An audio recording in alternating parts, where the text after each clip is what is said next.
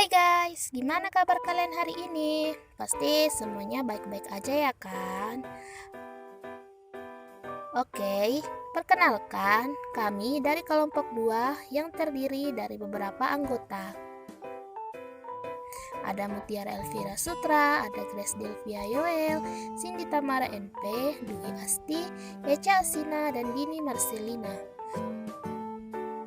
Pada hari ini kami akan membahas tentang pengangguran dan disparitas antar golongan antar wilayah.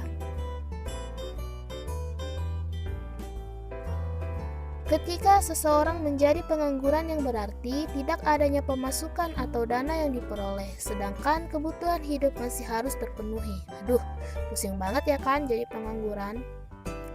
Yang pertama, pengangguran. Pengangguran menjadi salah satu faktor terbesar penyebab dari tindakan kriminal. Gimana bisa? Sehingga orang tersebut akan berusaha memenuhi kebutuhan hidupnya dengan segala cara, salah satunya melakukan kejahatan. Apabila angka pengangguran terus meningkat, maka akan memberikan dampak lain selain meningkatnya tindakan kriminal. Tapi pertama-tama kita harus tahu apa sih pengangguran itu?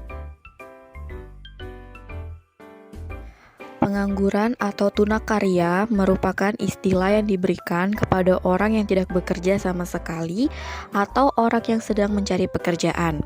Pengangguran tidak terbatas pada orang yang belum bekerja, tetapi dapat termasuk juga orang yang sedang mencari pekerjaan serta orang yang memiliki pekerjaan, namun tidak produktif.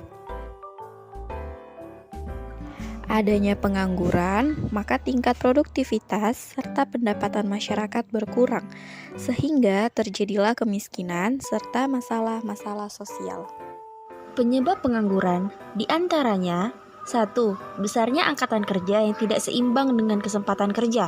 Hal ini terjadi ketika jumlah tenaga kerja dengan jumlah lapangan pekerjaan yang tersedia tidak seimbang. Dengan melihat aspek lain yang siapa lebih diterima kerja seperti harus berpengalaman, lulusan kampus top, IPK kumlot, harus ada orang dalam. Ini tentu menjadi permasalahan utama bagi negara kita. 2. Adanya kemajuan teknologi yang menggantikan manusia. Dalam beberapa hal, kemajuan teknologi tentu berdampak baik untuk manusia, namun kemajuan teknologi juga bisa berdampak buruk di mana peran manusia digantikan oleh mesin sehingga kesempatan kerja semakin kecil. 3. PHK. Data Kementerian Tenaga Kerja mencatat ada 2,8 juta tenaga kerja yang menjadi korban PHK di era pandemi COVID-19 beberapa tahun kemarin. Itu tentu menjadi salah satu penyebab pengangguran banyak terjadi.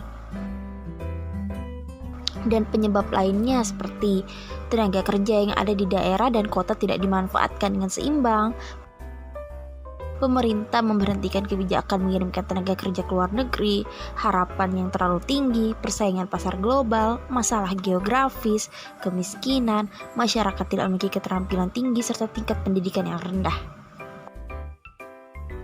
Terus, kalau ada pengangguran emang kenapa sih? Sibuk banget mikirin hal yang gak penting kayak gitu. Ya udah, sini kita bahas tentang apa aja sih dampak yang dapat dirasakan akibat dari adanya pengangguran. 1. Berpotensi membuat keuangan negara membengkak.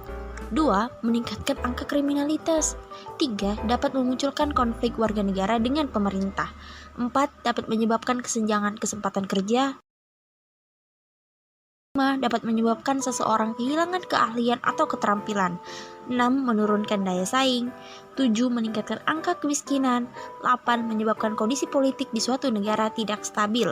9. Meningkatnya konflik dalam rumah tangga. Jenis pengangguran. A. Berdasarkan faktor penyebabnya. 1. Pengangguran musiman karena adanya pergantian musim. 2. Pengangguran siklis karena adanya krisis ekonomi. Ketiga, pengangguran deflasioner karena jumlah tenaga kerja yang ada lebih tinggi daripada lowongan kerja yang telah tersedia. 4. Pengangguran voluntary karena lebih memilih tidak bekerja. 5. Pengangguran struktural karena perubahan struktur pada sektor ekonomi. Keenam, pengangguran teknologi karena kemajuan teknologi yang dapat menggantikan manusia. 7. Pengangguran friksional karena perbedaan permintaan tenaga kerja dengan penawaran kerja yang tersedia. B. Berdasarkan lama waktu bekerja. Yang pertama, pengangguran terbuka. Pengangguran terbuka adalah kondisi di mana orang tersebut sama sekali tidak bekerja serta tidak berusaha mencari pekerjaan. Yang kedua, pengangguran setengah menganggur. Pengangguran setengah menganggur adalah kondisi ketika seseorang bekerja namun tenaga tidak dimanfaatkan secara produktif. Yang ketiga, pengangguran terselubung. Pengangguran terselubung terjadi karena tenaga kerja tidak dapat bekerja secara optimal atau maksimal.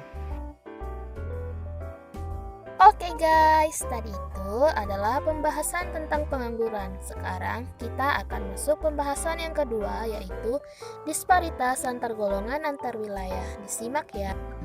Terlebih dahulu kita harus tahu apa sih disparitas itu.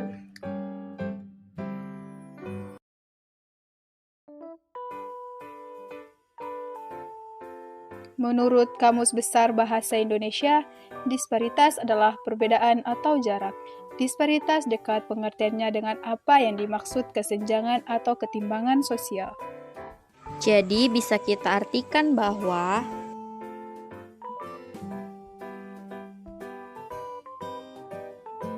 disparitas antar golongan adalah fenomena di mana terjadi kesenjangan antara golongan atas dan golongan bawah, sehingga terlihat perbedaan jarak antara golongan yang berkuasa dan golongan yang tertindas. Terus, apa sih bahaya dari disparitas antar golongan ini? Kita bahas satu-satu ya.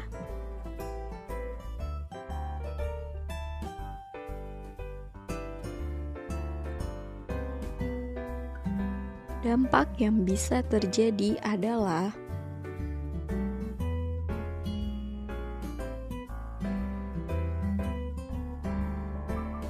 yang pertama, kecemburuan sosial terhadap kelompok lain. Kelompok masyarakat merasa cemburu ketika melihat kelompok masyarakat lainnya bisa memenuhi segala kebutuhannya, baik kebutuhan pokok maupun kebutuhan lain. Yang kedua, timbulnya kelompok-kelompok dalam masyarakat ini sudah jelas ya, karena adanya kesenjangan yang terjadi menyebabkan timbul kelompok si kaya dan si miskin. Nah, terus yang ketiga itu ada perbedaan tingkat kesejahteraan, dan yang keempat itu timbulnya kriminalitas, pengangguran, dan kemiskinan.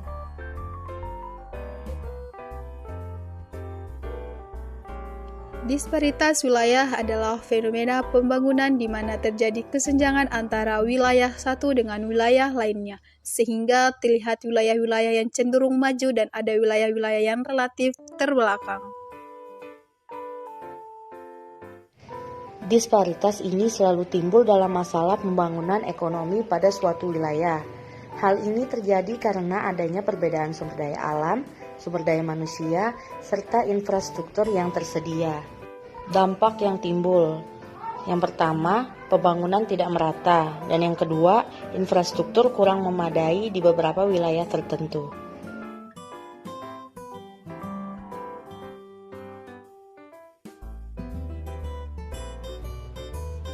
Terus, kenapa kedua hal itu bisa terjadi?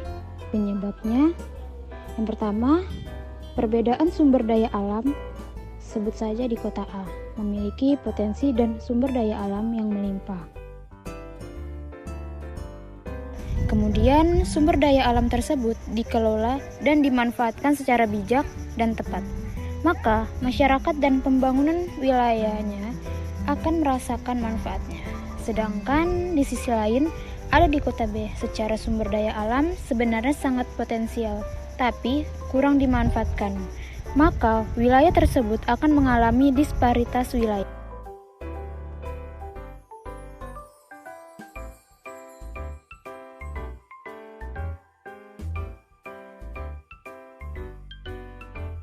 Kebijakan pemerintah, contohnya di era COVID-19 beberapa tahun lalu, yaitu adanya kebijakan yang ditetapkan pemerintah, yaitu PPKMB, yang menyebabkan banyak pedagang yang harus gulung tikar, banyak karyawan yang di PHK, dan semakin besar terjadinya disparitas golongan. Yang ketiga, pengaruh globalisasi. keempat, demografis, kelima, kondisi dan letak geografis. Nah, dampak yang terjadi bisa menimbulkan beberapa masalah baru. Terus, bagaimana sih cara mengatasinya?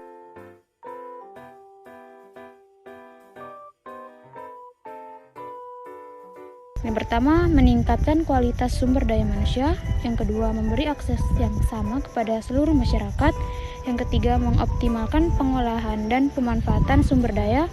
Yang keempat, pemerataan pembangunan. Yang kelima, menciptakan peluang